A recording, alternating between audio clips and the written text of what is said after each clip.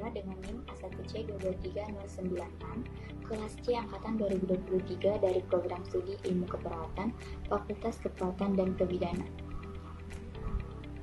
Di sini saya akan menjelaskan dampak penggunaan obat yang berhubungan dengan tidur. Nah, di sini ada beberapa jenis obat yang dapat memicu gangguan tidur. Yang akan kita bahas pertama adalah antidepresan. Antidepresan adalah obat yang digunakan untuk menangani depresi. Obat ini bekerja dengan cara menyeimbangkan senyawa kimia alami yang ada di otak yang disebut dengan neurotransmitter. Cara kerja ini bisa membantu memperbaiki dan menyeimbangkan suasana hati dan emosi penderita depresi.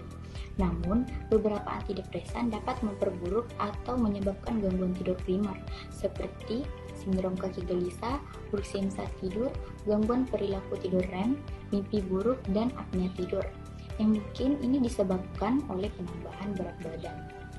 Kemudian yang kedua yaitu analgesik opioid. Analgesik opioid merupakan kelompok obat yang memiliki sifat-sifat seperti opium atau morfin.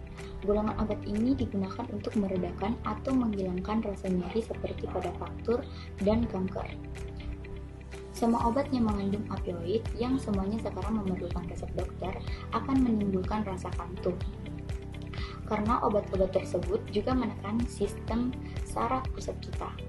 Kodein yaitu yang ada di dalam Panadin, Panadin Forte atau Nurofen Plus, Tramadol, Tapentadol, morfin atau oksikodon akan membuat kita mengantuk. Tetapi obat-obat ini tidak direkomendasikan untuk mengobati insomnia. Kemudian yang ketiga itu benzodiazepin. Benzodiazepin adalah golongan obat penenang yang dapat digunakan dalam pengobatan gangguan kecemasan, serangan panik, kaku otot, insomnia, kejang, status epileptikus, atau sindrom putus alkohol. Obat ini juga sering digunakan sebagai obat penenang sebelum operasi. Dampak penggunaan benzodiazepin adalah menekan tidur nyenyak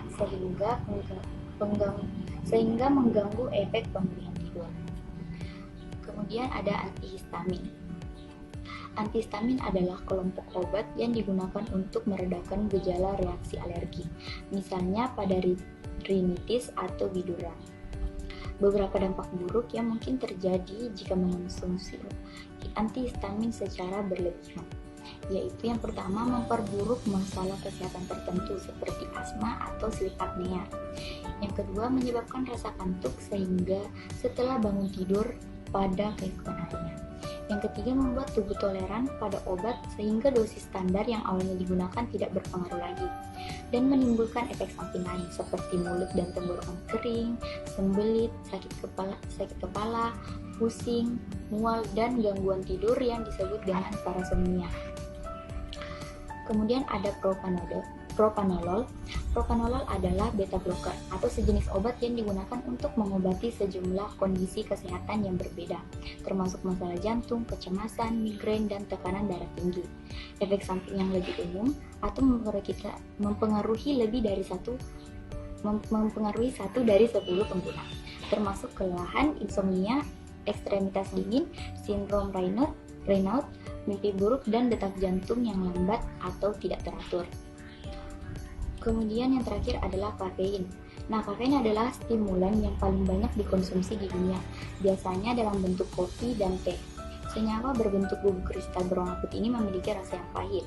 Namun, kafein memiliki manfaat dalam dunia kesehatan, yakni menstimulasi kerja jantung dan meningkatkan produksi urin atau bersifat diuretik. Nah, kafein ini bila dikonsumsi dalam jumlah banyak atau menjelang waktu tidur, kafein dapat mengganggu siklus tidur bangun alami sehingga menyulitkan tidur malam. Umumnya disarankan untuk menghindari konsumsi kafein beberapa jam menjelang waktu tidur untuk meminimalkan resiko insomnia dan meningkatkan kualitas tidur. Kemudian ada efek samping lain dari obat tidur bagi tubuh kita.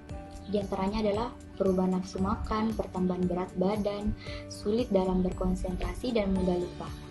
perubahan libido, perubahan mood atau suasana hati, dan juga berbagai perilaku, mengalami perih dan kesemutan pada kaki, tangan, dan lengan, gangguan pencernaan seperti mual, diare, sakit perut, dan susah buang air besar atau BAB, pusing, lemas, sakit kepala, dada berdebar, dan jantung tidak teratur, dan detak jantung tidak teratur. Kemudian ada juga gangguan pergerakan tubuh seperti tremor, mulut dan tenggorokan kering, cemas berlebihan. Sekian pemaparan dari saya, kurang lebihnya mohon dimaafkan. Wabillahi taufiq wal hidayah. Wassalamualaikum warahmatullahi wabarakatuh.